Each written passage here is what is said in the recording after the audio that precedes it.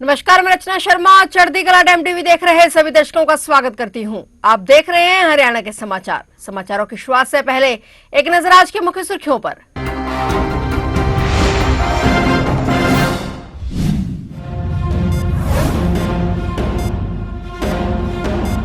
विधानसभा अध्यक्ष हरविंदर कल्याण की माता का निधन। सीएम नायब सैनी ने निधन पर जताया शोक। मुख्यमंत्री ने शोकाकुल परिवार को बताया ढांढस।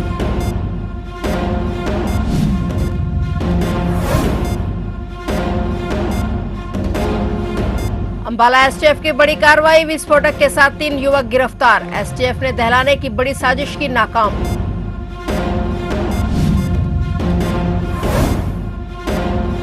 सीएम के आदेश के बाद जागा खाद्य एवं आपूर्ति विभाग। 3 जगह पर छापेमार, घरेलू सिलेंडर किए बरामद। गैस सिलेंडर को खाता एवं आपूर्ति विभाग की टीम ने किया जब्त।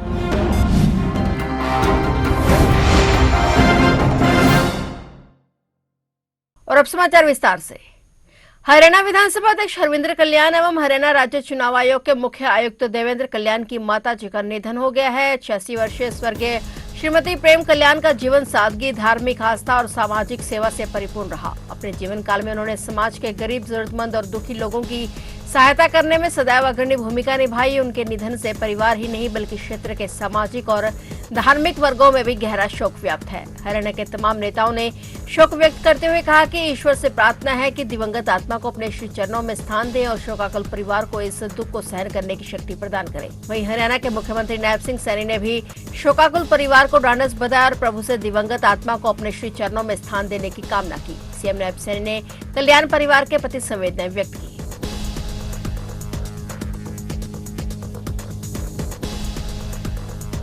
अंबाला एसटीएफ ने 3 ऐसे आरोपियों को गिरफ्तार किया है जिनसे लगभग 2 किलो विस्फोटक पदार्थ बरामद हुआ है। ये तीनों बराड़ा से अंबाला की तरफ जा रहे थे, जिन्हें एसटीएफ अंबाला की टीम ने रास्ते में ही गुप्त सूचना के आधार पर गिरफ्तार कर लिया। आरोपियों के कब्जे से एक बैग बरामद हुआ था, जिसकी तलाशी लेने पर उसमें से विस्फोटक पदार्थ बरामद हुए और इसकी मात्रा लगभग 2 किलो है। इन तीनों आरोपियों की उम्र लगभग 20 से 25 साल के बीच में है। ये तीनों बाइक पर जा रहे थे और ये बाइक आरोपी जगवीर की है और इन तीनों आरोपियों में से एक गांव कंबासी, दूसरा अजमेर और तीसरा मेरठ का रहने वाला है। इन तीनों आरोपियों से अभी आगे की जांच की जाएगी कि आखिर इसका मकसद क्या था, क्यों यह विस्फोटक सामान लेकर घूम रहे थे और किस घटना को अंजाम देने वाले थे।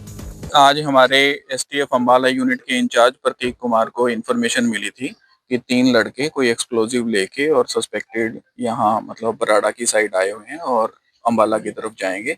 जिस पर कार्रवाई करते हुए हमने 3 लड़कों को इंटरसेप्ट किया और उनके कब्जा से हमें एक सस्पेक्टेड बैग मिला जिसमें एक्सप्लोजिव था। तो उसको हमने बीडी टीम बुला के, बम डिस्पोजेबल टीम बुला के और निष्क्रिय करवा के और उसको हमने रिकवर किया है। तो आगे की अभी हमारी इन्वेस्टिगेशन कितनी मात्रा में वजन तोला गया है?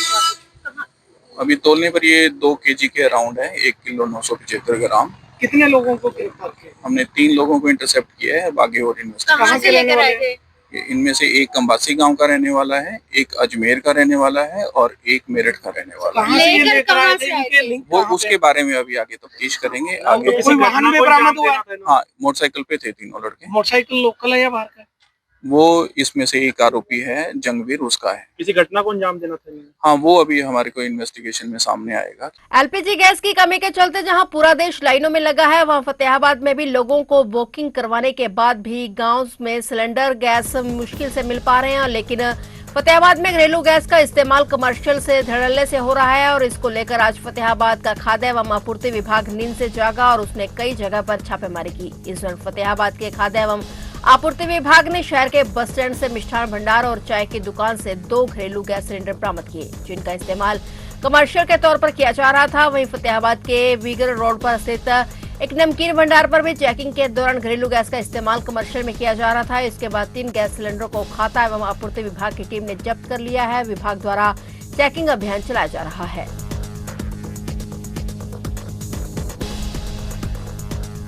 राज्यसभा चुनाव में जोड़ तोड़ की आशंका को देखते हुए हरियाणा कांग्रेस ने अपने विधायकों को हिमाचल प्रदेश भेज दिया है। चंडीगढ़ में नेता प्रतिपक्ष भूपेंद्र सिंह हुड्डा के आवास पर हुई बैठक और लंच के बाद 31 विधायक 3 लग्जरी टेम्पो ट्रैवलर में शिमला के कुफरू के लिए रवाना हो गए और वहां ग्लू स्थित एक रिजोर्ट में ठहराए गए हैं। हुड्डा और चंद्रमोहन समेत 6 विधायक नहीं गए हैं। हिमाचल की सुखू सरकार ने विधायकों की सुरक्षा के कड़े बंदोबस्त किए हैं। विधायकों को कुफरी भेजे जाने के सवाल पर भूपेंद्र सिंह हुड्डा ने कहा कि उन्हें नहीं मालूम है कि कौन विधायक कहां गया है। उन्होंने कहा कि 16 मार्च को सभी विधायक एकजुट होकर मतदान करेंगे और कांग्रेस की जीत सुनिश्चित करेंगे। बैठक के बाद हुड्डा ने कहा कि कांग्रेस के 37 विधायक हैं, जबकि बौद्ध को 1-2 वोट इससे ज्यादा ही मिलेंगे।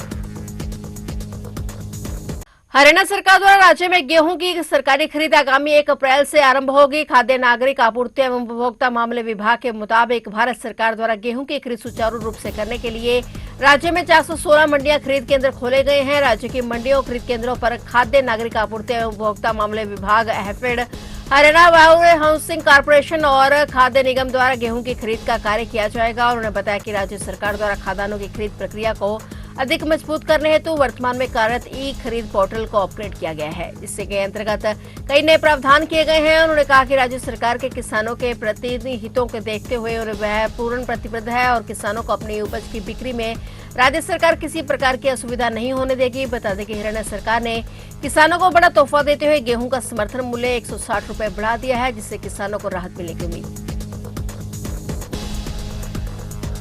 टिहरी गाने के विवाद में फंसे गायक आदित्य सिसोदिया और वाशा पानीपत में राज्य महिला आयोग की सुनवाई में पेश नहीं हुए। उनकी अधिवक्ता ने कहा कि वह कार्यक्रम के लिए व्यस्त हैं और कुछ समय दिया जाए। इस पर आयोग की चेयरपर्सन रेणु भाटिया ने सख्त नाराजगी जाहिर की है। साथ ही पानीपत, जींद और पंचकुला पुलिस से बादशाह को तुरंत गिरफ्तार करने और उनके पासपोर्ट जब्त करने को कहा है। राष्ट्रीय महिला आयोग को पत्र लिखकर पूरे देश में बादशाह के कार्यक्रमों पर रोक लगाने की मांग की गई है। आयोग के अध्यक्ष रेणु भाटिया ने कहा कि यह मामला बेहद गंभीर है और गीत में इस्तेमाल किए गए शब्द महिलाओं की गरिमा को ठेस पहुंचाने के लिए बताए गए हैं। रेणु भाटिया ने कहा कि यह बेटियों का अपमान है। पहले तो बेटियों के लिए गाने में अमर्यादित बोल प्रयोग किए गए और अब आयोग सामने पेश न होना भी बेटियों का अपमान है।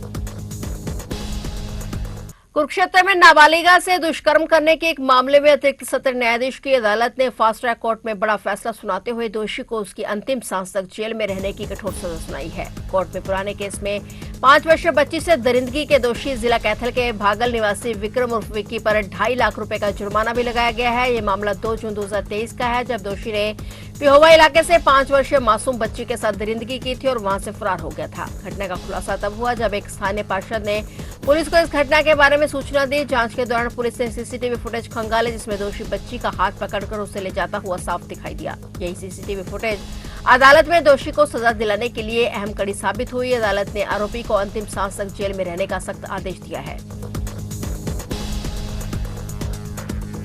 बाडरा स्थित राजकीय कन्या वरिष्ठ माध्यमिक विद्यालय परीक्षा केंद्र पर सामूहिक नकल का मामला सामने आने के बाद हरियाणा विद्यालय शिक्षा बोर्ड प्रशासन ने कड़ा कदम उठाया है। मामले की गंभीरता से लेते हुए परीक्षा केंद्र के पूरे स्टाफ को बदल दिया गया है। जानकारी के मुताबिक 9 और 11 मार्च को आयोजित परीक्षा के दौरान केंद्र पर सामूहिक नकल की शिकायत मिली थी। विशेष उड़न दस्ते द्वारा भी की गई जांच में सीसीटीवी फुटेज में नकल के दृश्य सामने आए थे। फुटेज में परीक्षार्थियों द्वारा खुलेआम नकल करते देखा गया। इसके बाद रिपोर्ट बोर्ड मुख्यालय को भेजी गई थी। रिपोर्ट के आधार पर हरियाणा विद्यालय शिक्षा बोर्ड के चेयरमैन डॉक्टर पवन शर्मा ने तुरंत कार्रवाई करते हुए परीक्षा केंद्र पर नियुक्त समस्त स्टाफ को बदलने के निर्देश जारी कर दिए। बोर्ड प्रशासन का कहना है कि परीक्षा की निष्पक्षता से किसी भी प्रकार का समझौता नहीं किया जाएगा। बोर्ड अधिकारियों ने स्पष्ट किया कि नकल के मामलों पर सख्ती से कार्रवाई जारी रहेगी और दोषियों के खिलाफ नियमों के अनुसार कदम उठाए जाएंगे। वहीं इस कार्रवाई के बाद क्षेत्र में शिक्षा व्यवस्था और परीक्षा केंद्रों की निगरानी को लेकर भी चर्चा तेज हो गई है। यमुनानगर में संत निश्चल सिंह संतपुरा गुरुद्वारा से जुड़े मामले में कोर्ट के आदेश के बाद संत निश्चल सिंह संतपुरा यमुनानगर ट्रस्ट के तहत संतपुरा गुरुद्वारा साहिब की सेवा संभालने की प्रक्रिया आज प्रशासन की मौजूदगी में शांतिपूर्वक पूरी हो गई। पूरी प्रक्रिया एडिशनल एसपी अमरिंदर सिंह के नेतृत्व में भारी पुलिस बल की तैनाती के साथ की गई। कोर्ट के आदेश के मुताबिक संत निश्चल सिंह संतपुरा यमुनानगर ट्रस्ट के अध्यक्ष महंत करमजीत सिंह, महासचिव मनोरंजन सिंह सानी और अन्य ट्रस्टियों ने गुरुद्वारा साहिब की सेवा संभाली और इस मौके पर करनाल से पहुंचे बाबा जोगा सिंह समेत इलाके के बड़ी संख्या में श्रद्धालु भी मौजूद रहे थे। यह प्रक्रिया धार्मिक माहौल में पूरी हुई, जबकि श्रद्धालुओं ने सतनाम वाहेगुरु का जाप किया और वहीं किसी भी तरह की अनचाही घटना को रोकने के लिए गुरुद्वारा साहिब के आसपास भारी पुलिस बल तैनात किया गया था। और इस बीच सिटी एसएचओ नरेंद्र राणा समेत बड़ी संख्या में पुलिस फोर्स मौके पर मौजूद रही और पूरी घटना पर नजर रखती रही। गौरतलब है कि यह डेरा संतपुरा संत निश्चल सिंह संतपुरा यमुनानगर ट्रस्ट के तहत आता है, जिस पर संत जगमोहन सिंह और उनके परिवार ने गैर कानूनी तरीके से कब्जा कर रखा था। संत जगमोहन सिंह ट्रस्ट के सदस्य भी नहीं है और 11 मार्च को कोर्ट ने संत जगमोहन सिंह को नकली डॉक्यूमेंट्स तैयार करने के आरोप में 2 साल जेल की सजा सुनाई थी, जिसके चलते संत जगमोहन सिंह जेल में है। साडा फर्ज बनता सी भी ये संत निश्चल सिंह ट्रस्ट का डेरा है, ਤੇ ਇਸ ਨੂੰ ਪਰਸਨਲ ਕਿਵੇਂ ਬਣਾਇਆ ਜਾ ਸਕਦਾ ਹੈ। ਉਸ ਕੇਸ ਚੱਲਦੇ ਥਰਡੀ ਕੋਰਟ ਨੇ ਵੀ ਸਾਡੇ ਹੱਕ 'ਚ ਫੈਸਲਾ ਦਿੱਤਾ ਸੀ 2017 'ਚ, ਤੇ ਸੈਸ਼ਨ ਕੋਰਟ ਨੇ ਪਰਸੋਂ ਆਰਡਰ ਕੀਤਾ ਹੈ।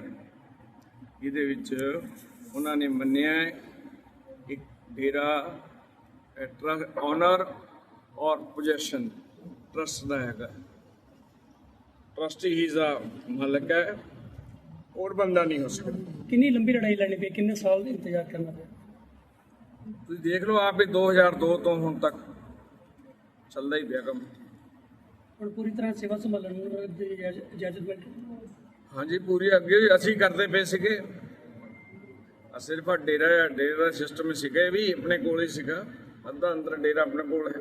और आगामी जी रणनीति किवें दी रहेगी? रणनीति नहीं रहेगी, सेवा भावी रहेगी। रणनीति रणनीति लड़ाई थोड़ा हैगी है, सेवा किवें दी रहेगी? सेवा वधिया रहेगी, बहुत वधिया। और शहर दे विच एक जिस तरह बाकी गुरुद्वारा साहब बने ने उस तरह ये भी गुरुद्वारा साहब उन्हां जिहड़ा पहले नंबर ते सी इहनूं फिर मुड़ के पहले नंबर ते लिया जाएगा। ऑनरेबल डिस्ट्रिक्ट कोर्ट जगाधरी की 11 तारीख को 11/3 को जजमेंट आई थी, जिसकी पालना हेतु ही हम लोग यहाँ पे आए थे। उस कोर्ट की जो जजमेंट है उसके अकॉर्डिंग जो ट्रस्ट है इस गुरुद्वारा साहब का, वो ओरिजिनल ओनर इन पोजेशन है। तो जो ट्रस्ट की पोजेशन को मेंटेन रखने के लिए और कोर्ट के ऑर्डर्स को इम्प्लीमेंट करने के लिए आज पुलिस प्रशासन यहाँ पे आया था और पीसफुली हमने जो है एक डिस्प्यूट भी था वो रिजॉल्व हो गया है। जो जगमोहन एंड उनके एसोसिएट्स थे, जगमोहन जी जो है वो he earlier used to be trustee of this trust, but उनके और एसोसिएट्स को लेके कुछ डाउट थे कि इस जजमेंट को लेके उनको कुछ डाउट था, बट हमने उनको यही अपील की है कि यहाँ शांति से जो भी है बात करनी है। अगर आपको जजमेंट को लेके कुछ विवाद है तो आप अपना अपील में जाइए, उसको चैलेंज करिए। और इसीलिए कुछ उनके जो एसोसिएट्स हैं वो अग्रेसिव थे, बट हमने for the time being detain किया है और अभी मामला जो है बिल्कुल शांत हो गया है। तो डिस्प्यूट है वो एमिकेबली रिजॉल्व हो गया है। अब गुरुद्वारे की सेवा संभालने के लिए किसकी जिम्मेदारी दी? कोर्ट ने साफ साफ कहा है कि जो ट्रस्ट है वो ओरिजिनल ओनर इन पोजेशन है। तो ऑलरेडी जो ट्रस्ट बना हुआ है उसके पास ही ओनरशिप और पोजेशन भी है और वो आगे कंटिन्यू करेंगे। कोई विवाद? कोई बिल्कुल शांति है, मौके बिल्कुल शांति है और जो विवाद डिस्प्यूट था वो एमिकेबली रिजॉल्व दोनों पार्टीज में हो गया है। फिलहाल हरियाणा के समाचारों में इतना ही, और नए समाचारों के साथ फिर से हाजिर होंगे। तब तक के लिए देखते रहिए चढ़ती कला टाइम टीवी और मुझे दीजिए इजाजत। धन्यवाद।